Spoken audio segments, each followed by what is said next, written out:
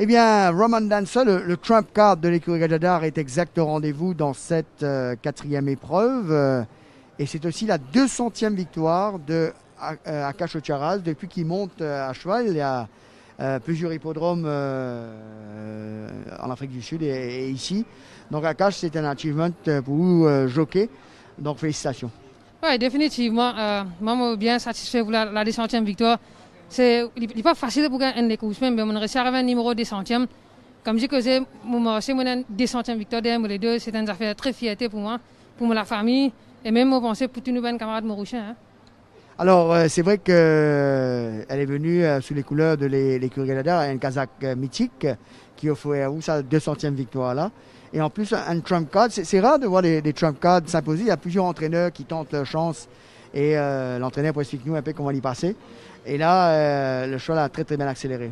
Oui, certainement. Il y a un grand plaisir, surtout pour faire la 200e victoire pour la bleue électrique. Je bien remercier M. Sun pour l'opportunité qu'il donne moi, la confiance qu'il fait avec moi. Je très apprécié pour ça. Et je dis un grand merci. Et surtout, je bien remercier mon entraîneur, Chirish Narang, qui me demande la permission pour monter en dehors. Et qu'il est toujours un grand support. Pour moi, de cette 200e victoire-là, bien dire, il y a un grand support de ça parce qu'il demande beaucoup de victoires, beaucoup de l'amour. Je me remercie lui aussi. Alors, c'est vrai que maintenant, 200e inachieve. Et il y a un peu plus de qui nous expecte aujourd'hui en cash. Bon, il me reste 3 la montre tout à l'heure. On a Prince of Persia. C'est voilà, bien travaillé dans l'entraînement. Je m'occupe de ça de M. Sun, lui-même vous raconter le lit. On a Vision of Trust, je pense qu'il est une descente classe. Il doit se division, il tient bon la ligne. Ça, c'est bien fait une bonne course, je pense. Merci, bravo. Merci. Donc voilà, 200e victoire, c'est important dans la vie d'un jeune. Donc on a tenu, et je vous remercie de l'avoir soufflé, Sun, à marquer donc ce achievement. Sinon, Sun, alors le trump card qui est au rendez-vous, ça fait plaisir de vous être battu pour avoir une place. Alors racontez-nous un peu, parce qu'ils sont nombreux les téléspectateurs peut-être à ne pas savoir c'est quoi le trump card dans le programme. Alors vous allez nous expliquer comment ça se passe. Et puis, vous avez fait le bon choix. Oui, d'abord, Jean-Philippe, je dois dire un grand merci à Cyrus qui a permis à Akash de monter pour moi. Je n'ai absolument rien contre Swapnel Rama. Le problème, c'est le deadweight. Il est un jockey léger, mais un très bon jockey.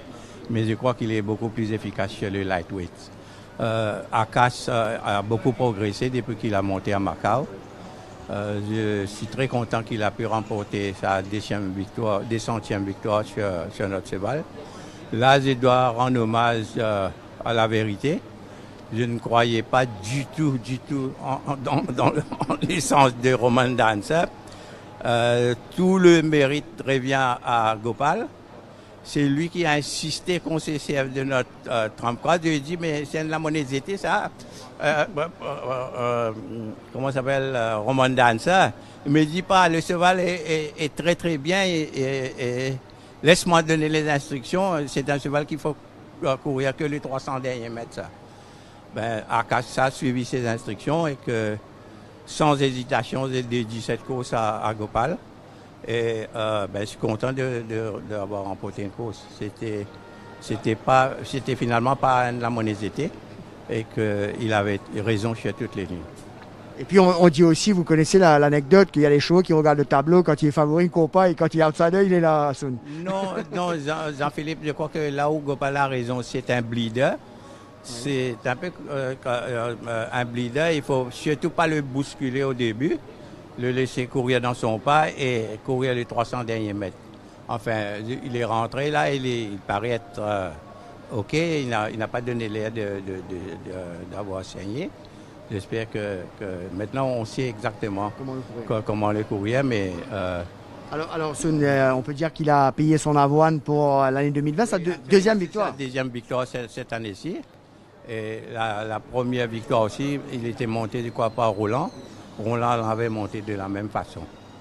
Et alors le trump card, vous expliquez comment ça se passe? Oui, les trump cards, c'est que tu as 2 trump cards, une pour la première saison, c'est-à-dire de la première journée au 19, et, au 18, je crois, et le deuxième trump card, 19 à 37. On n'avait pas utilisé même la première saison, c'était wasted, quoi.